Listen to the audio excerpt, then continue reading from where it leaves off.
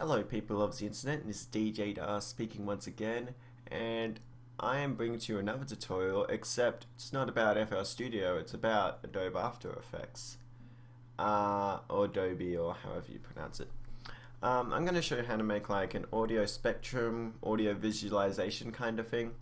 If you don't know what I'm talking about, it's this kind of thing.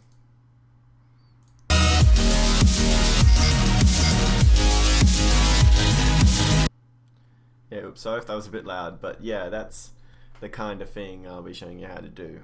Get that sort of waveform thing going around stuff, and yeah, just a way to represent music but visually.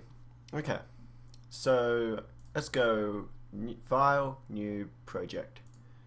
Am I going to save changes? No. Okay, first thing we're going to do is go Composition, New Composition.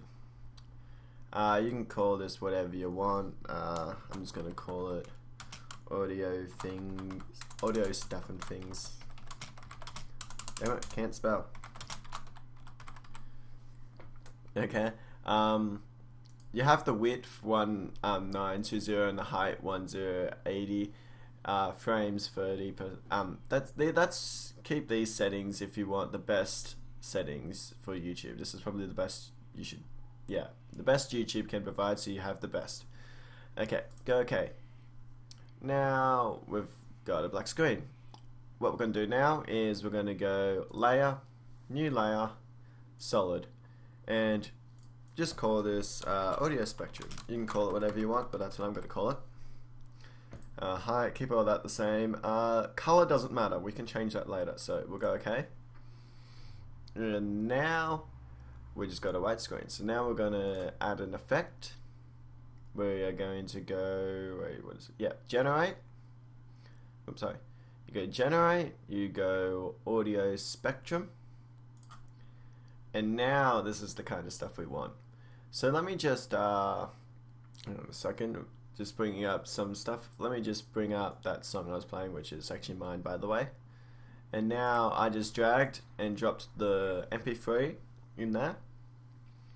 You can get it from iTunes or whatever. You can just do whatever you want. Okay, so now what I'm going to do is I'm going to put this down here into the timeline thing. Now if I click on audio spectrum, if you don't get these settings, by the way, like say if it doesn't have anything up there, you can right click, go where is it, effect, and go effect controls, and that should bring this up because you need this. Okay, once that's up, and that's underneath the solid, by the way, we're going to click where it says audio layer, we're going to click hyperbeam.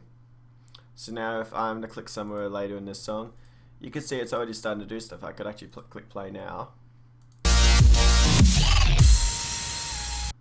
Yeah, see, that was just something very basic.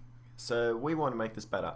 First, you might want to change the start and end point. I'm going to change it to 0 and 1920. So that means it's going to go the whole way across the screen. Next, you could choose your start and end frequency. Now, the higher pitch stuff in music, like in physics, music kind of stuff, the higher the pitch, the higher the frequency. So this is saying that it's going to start recording all the audio from the frequency of 20 all the way up to 2000. 20 is a good starting point because there's never really much sound lower than 20.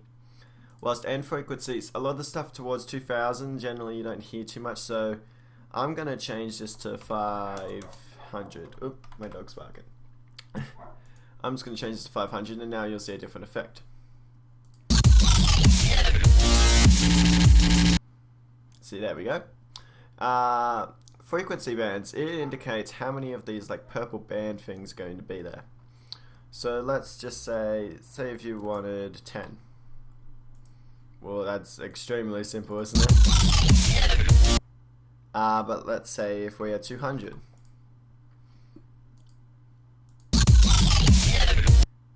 There we go, that's a bit more in depth. Now if you have like a really high number, the max is 4096, you actually get this, which is what a lot of people use. But this actually requires a lot more rendering time, so it's a bit slower to render out. And by the way, just in case you don't know how I'm playing it, it's in the preview tab. So yeah. So I'd actually want this to be around 200.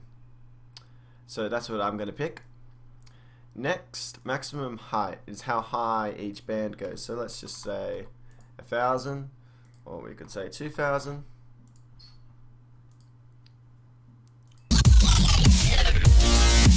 That's probably a bit high. Let's just say 1,000. Okay, that's good. Audio duration and offset, just leave that as it is. Thickness indicates how thick each band is. So we could have it as 1, so they're barely visible, or you could have them as 30, which makes them all weird. So let's just keep that on, I might put that on 5. Now softness, basically what that's saying is, where each band is, it's kind of on the edge of the bands, it's got a bit of a blur. So if I was to zoom in, let's see if I could do this. See how it's got like a bit of a blur around them? If you turn the softness off, it kind of gets rid of it a bit. Whilst you have it on high, it's there.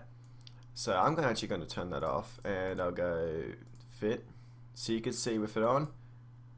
And I mean, that's with, yeah.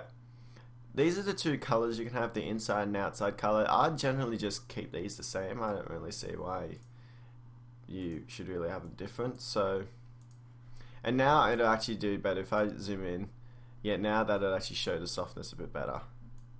So yeah, now you understand what the softness does. Okay.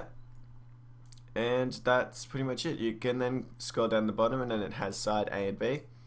You can pick which side you want. I'm going to click side B, and let's just render that now. Okay, that's cool.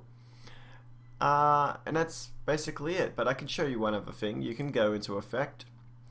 Where is it? Effect, Distort, and go down to Polar Coordinates. Now that brings up this little thing down here. Put the interpolation all the way up to 100. And then click from polar to rect to polar. Now you got the circle. So now if we click play, this also takes even longer to render out. Okay, so yeah, you get what it is. And yeah, that's pretty much it. You can just mess around with heaps of settings, and you can get so many different combinations. You can also add more effects in, like I could add, let's say if I was to add, where is it? Stylize, glow, and now I got another effect. And yeah, you basically just mess around with it and get it sounding looking how you want. And that's it. So I think that ends that tutorial, and I'll see you guys later.